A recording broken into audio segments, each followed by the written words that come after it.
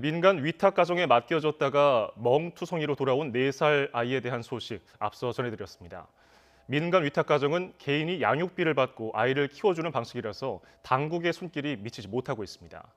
아이를 대신 맡아줄 자격이 있는지 검증할 방법도 없는 건데 아동학대의 사각지대가 되지 않도록 관리와 감독이 필요하다는 지적이 많습니다. 박기환 기자입니다.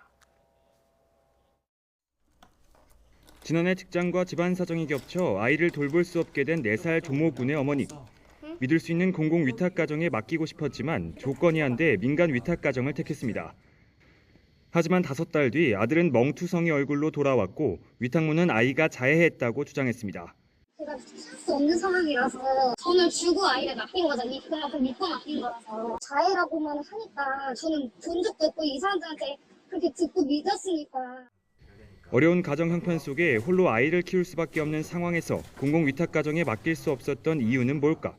정부가 운영하는 공공 가정 위탁 사업은 부모가 극심한 생활고에 시달리거나 숨졌을 때 등 아이를 키울 수 없는 심각한 이유가 있을 때만 신청할 수 있습니다.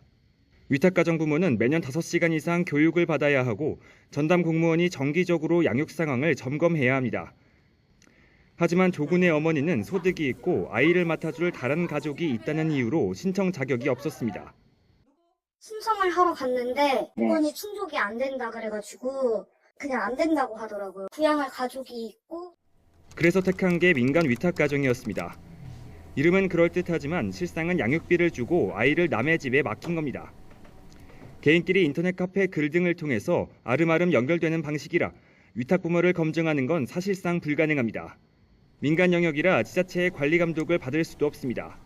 아이를 양육하는 보호하는 시설로 신고되지 않는 이상 사설 민간은 저희가 알 수가 없죠. 그런 거는 저희가 관여할 수가 없는 상황이라서.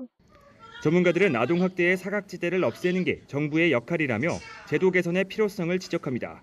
존재하는 게 사실이고 또 거기서 이런저런 사고 날 가능성이 많은 거잖아요. 실태 파악을 하고 관리 감독이 어렵다면 그 수요를 공공에서 안을 수 있는 다른 서비스를 개발해서 특히 공공위탁가정의 신청 조건을 낮추고 다양한 가정 형태가 존재하는 만큼 여기에 맞는 정책 마련이 시급하다는 지적입니다.